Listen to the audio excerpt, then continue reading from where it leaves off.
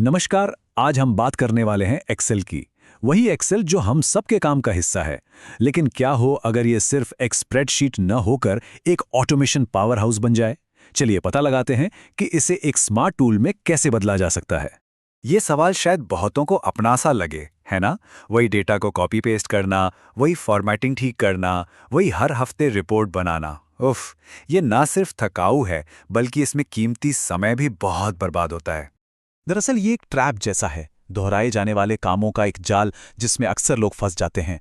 हम मैनुअल काम में इतने उलझ जाते हैं कि यह सोचने का मौका ही नहीं मिलता कि क्या इसे करने का कोई बेहतर, कोई स्मार्ट तरीका भी हो सकता है।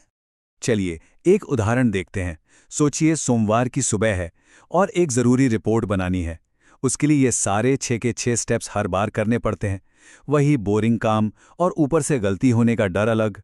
ज़रा सोचिए अगर ये सारा समय बच जाए तो उसका कितना अच्छा इस्तेमाल हो सकता है। तो इस रोज रोज की मेहनत से बचने का रास्ता क्या है? कल्पना कीजिए कि ये सारे ओबाऊ स्टेप्स सिर्फ एक क्लिक में पूरे हो जाएं। यहीं से दोस्तों एक्सेल ऑटोमेशन का जादू शुरू होता है। अब देखिए फर्क कितना साफ है। एक तरफ है वो लंबी चौड़ी लिस्ट और दूसरी तरफ बस एक बटन। यही तो है ऑटोमेशन की असली ताकत। ये मुश्किल से मुश्किल काम को एकदम आसान बना देता है। तो ये जादुई बटन है क्या आखिर? असल में इसे कहते हैं मैक्रो। इसे एक्सेल के लिए एक रेसिपी की तरह समझिए। अब बस एक बार एक्सेल को बताते हैं कि क्या क्या करना है और एक्सेल उसे रिकॉर्ड कर लेता है। अगली बार से बस एक क्लिक और वो खुद ब खुद पूरी रेसिपी फॉलो कर लेता है। अच्छा, तो सवाल ये है कि ये जादू काम कैसे करता है।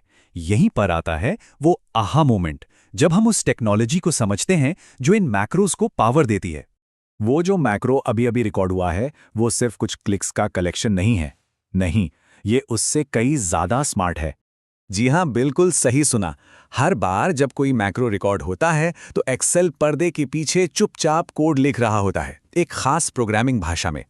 और इस भाषा का नाम है VBA, यानी विजुअल बेसिक फॉर एप्लीकेशंस।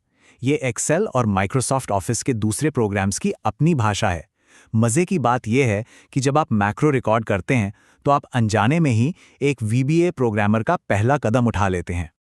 अब ये कोड देखकर डरने की बिल्कुल जरूरत नहीं है। चलिए इसे तोड़कर समझते हैं। ये लाइन बस एक्सेल को एक सिंपल सा निर्देश दे रही है। एक्सेल, सेल A1 पर जाओ, उसके फॉन्ट को देखो और उसे बोल्ड कर दो। देखा, ये कितना आसान और लॉजिकल है। लेकिन रुकिए, मैक्रो रिकॉर्ड करना तो बस ट्रेलर था। असली पावर तो तब सामने आती है जब सीधे VBA कोड को लिखना और एडिट करना शुरू किया जाए। चलिए इसके बिल्डिंग ब्लॉक्स को देखते हैं।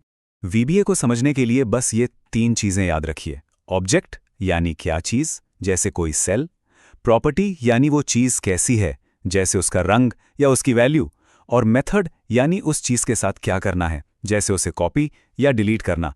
इन तीनों को मिला दीजिए और आप एक्सेल से कुछ भी करवा सकते हैं। और कमाल की बात यह है कि हम अपने कोड को स्मार्ट बना सकते हैं, उसे सोचने की ताकत दे सकते हैं। इन स्ट्रक्चर्स की मदद से कोड फैसले ले सकता है, जैसे इफ देन का इस्तेमाल करके, या फिर किसी काम को बार बार दोहरा सकता है, जैसे फॉर लूप का इस्तेमाल करके।